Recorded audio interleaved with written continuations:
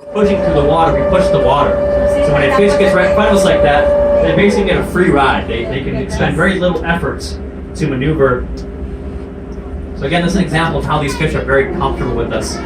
They don't mind us one bit. In fact, a lot of times when those umilu, they see us, they come right up to us.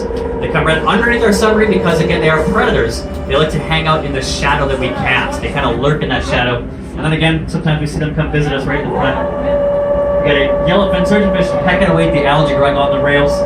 Again, that's one of those types of fish that likes to eat the algae on our submarine. Have you ever seen a fish, ones that have spikes by their tails, and then cut your hand or something? No, never seen that. Here we go, making our approach on the shipwreck now. We're going to show it over on the port side first, but then again, we're going to show the starboard side. Yeah, here comes a bluefin trevally right down the viewports. See again. That is as close as you're going to see a fish out here. They don't get any closer than that.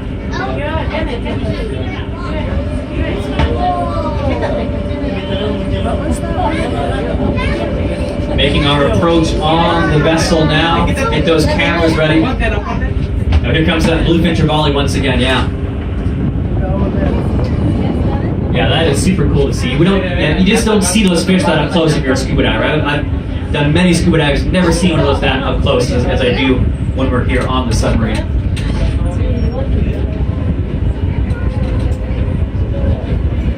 I think he's in love.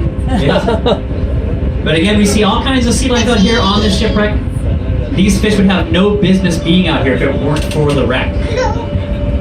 Again, it's provided them an artificial structure to eat algae off of and also to hide out in when the larger predators come around. So when those umilu, those bluefin trevally like we're seeing just outside of the viewports here, when they start coming in close, we'll see these fish hunker down inside the shipwreck for little nooks and crannies, little pockets to hide out in. Are we touching the ground? Now we're not touching the ground right now. We're casting off some dust on the starboard side. That is our pilot using our thrusters to try to keep us close in on the shipwreck as these currents are trying to sweep us away from it. We will touch down by the end of our tour. You see we have already surpassed 100 feet down. So you guys are all now officially members of the Triple Digit Club. Yeah, great opportunity to grab a photograph if you haven't already of those depth gauges. You can prove to your friends and family you've been over 100 feet down. Before we conclude our dive, though, we will be landing our submarine down on the seafloor. Very unique experience. A lot of submarines don't do that. They don't have the ability to land on the seafloor. We have a couple of rails that run the length of our submarine, kind of like a helicopter has for landing gear. And they, again, allow us that ability to step down on the seafloor. So our pilot now turning us around to make one final pass on the shipwreck. So get all the photos you can. This will be the end of our dive once we make this second pass.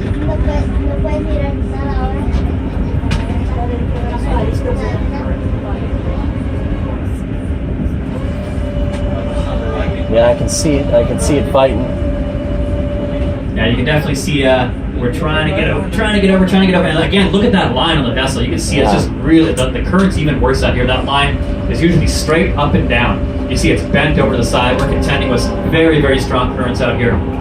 Luckily, not much else to contend with. We don't have any sort of wave chop. There's no strong winds on the surface. It's just this current that's been getting after us all day.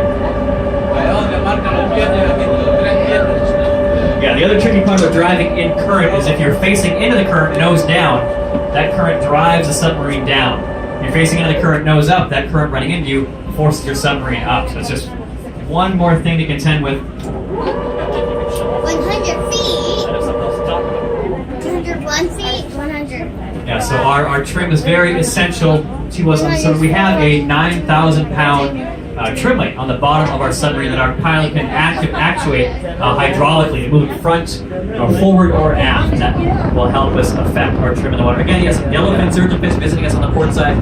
They look very similar to Dory. If you've seen that movie Finding Nemo or Finding Dory, that character is a Pacific blue tang. These are a member of the tang family. They're known as the yellowfin surgeonfish. That's why they look so similar.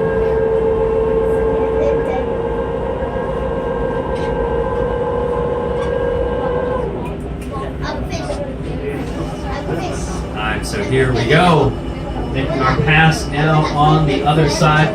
We've got a great barracuda making his way into the shipwreck. So we'll see if we can get an eye at him. It's a larger silver fish. Got a couple of black marks on his tail. It's a great barracuda. It's not. I haven't seen one of those in probably a couple of months. We do spot some smaller barracuda called Heller's barracuda from time to time, but this is the first I've seen of a great barracuda again in a little while here. So keep your eyes peeled. I saw him go down into the wreck.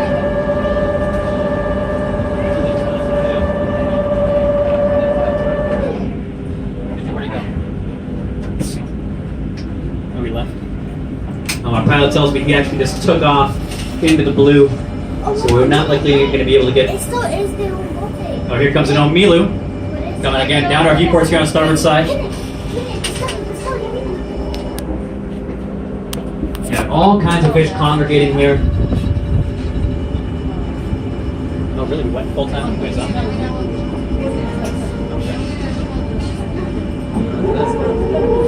now we got some silver dollar damsel.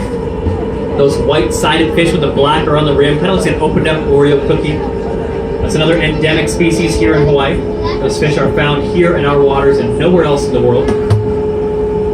We do see some cauliflower coral growing on this shipwreck. That is one of the few types of coral that has the ability to grow more in the deep waters. They're less dependent upon the type of algae that these shallow water corals use to survive. Yeah, these Omilu are giving us a heck of a show. They normally don't hang out with us this much. We see one or two go zipping by. But we have one, yeah, right up here in the front. He's just hanging out with us. He's fighting the current just as much as we are right now. What's this red? Oh yeah, it's because it's only a blue light. It's red.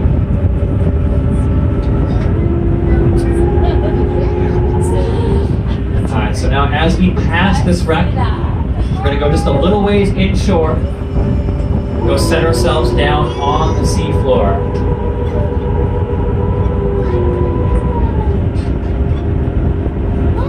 You guys have any other questions before we start heading up? No questions. All right, fine. Yeah, we're just going to head just a little ways inshore, touch our submarine down on the seafloor. What our pilot's going to do then is going to send a series of air bubbles to the surface, and that will alert them to our location, although not super effectively. Again, with this current, it's going to push the bubbles. But basically, we send a bunch of bubbles up. They make what's called a boil on the surface, a footprint that will alert them to our location. So basically, we send that, gives them a general location. They send our skiff to the area to circle around that area, and they're going to look down and visually confirm where we're located. Again, they can't just rely on those bubbles, because with these currents, they're not going to know precisely where we're located. So they're going to wait till they can visually see the hull of the submarine. They will look around, make sure no boats are going to come around us while we're trying to surface, and they will let us know once again via the underwater telephone when we are cleared to surface all the way. Now, once we have that cleared to surface all the way, what we're going to do is we're going to shut off the vertical thrusters and refill our air valves tanks full of air. Once again, returning the majority of our buoyancy, many thousands of pounds of buoyancy to our submarine. So once we are that positively buoyant, we'll be rushing towards the surface. So once you hear that final clearance of surface, what we're going to want to do is look out the viewports, look up towards the surface, and we can watch as we come rushing towards it. So again, a few moments here, we're going to set down and begin our surfacing procedures. These are the fish that I was talking about, the one that has the spike On the tail? Oh yeah, that's called the surgeon fish. Yeah. Yep. Have you ever seen the unicorn? Unicorn fish, yep. Yeah. We see them down here sometimes. Yeah, we're studying them. Oh really? They have a spike on their head? Yeah. Yep. So you think that fish were that close just due to the fact that the current's so strong, they're just getting a nice little break from it by sitting closer? Definitely the ones in the front there, yeah. They definitely were just trying to get away from the current, get a little respite. But yeah, we typically see them come up and down the viewports, but not that common as we've been seeing on this dive. It's just so pretty.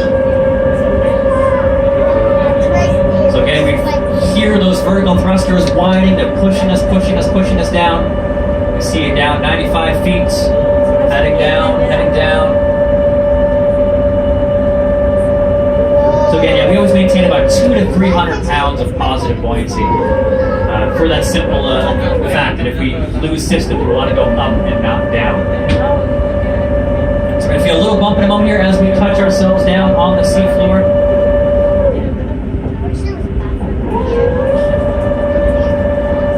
99 feet now. 100, just about 100 feet. Yeah, we just bumped down in the front of the submarine here. 100 feet, 101 feet. So here we go. Our pilot is now sending an air bubble to the surface. We're going to listen in as we start heading back up.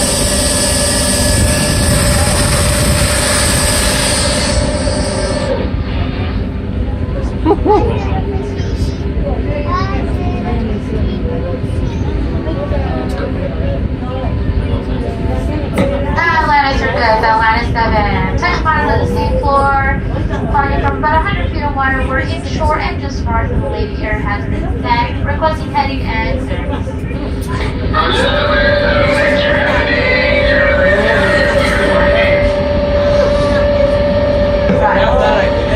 So again, that's how important that underwater telephone is to us. They can let us know when we're clear the surface all the way. We don't have a periscope. We can't just come up anytime we want to. So again, that underwater telephone works by sending acoustic waves through the water column. We got a couple of transducers here on our submarine. We have one transducer up on our surface vessel. The reason why we have two transducers on our submarine is because we maintain all systems in redundancy. We have two of every system. We have two vertical thrusters, we have two stern thrusters, we got two water ballast pumps, we got two banks of high pressure air. Everything we use, we have at least two of, so if one fails, we always have the ability to complete the dive, or at least, at the very least, service our submarine using that. Understand clear surface with water valves, so coming all the way up. You know the fish that are. Alright, there you go, you guys. We got our final clearance of surface going all the way up now. You can hear our pilot refilling our air valve tank. So again, look out your viewports, look up towards the surface. Watch when we come rushing towards, we're going to rush through about 60 feet of water in a few moments. Now, if you see any bubbles that appear to be going down, that of course means that we're going up faster than the bubbles. So that'll give you an idea of just how fast we are going up. So keep an eye out for that as well.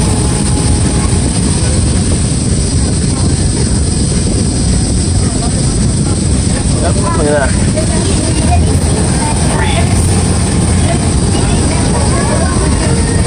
And there we go, back at the surface. So welcome back.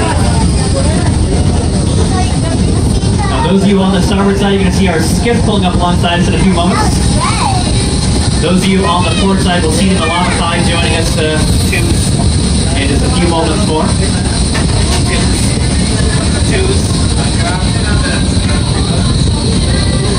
One's all forward. You know the fish that have blue from the up fish and then the black and yellow? Those are the ones that I was thinking about. Okay.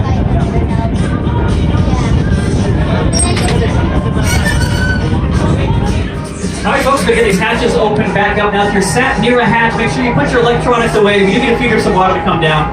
And of course, we don't want to ruin anybody's cameras or their cell phones.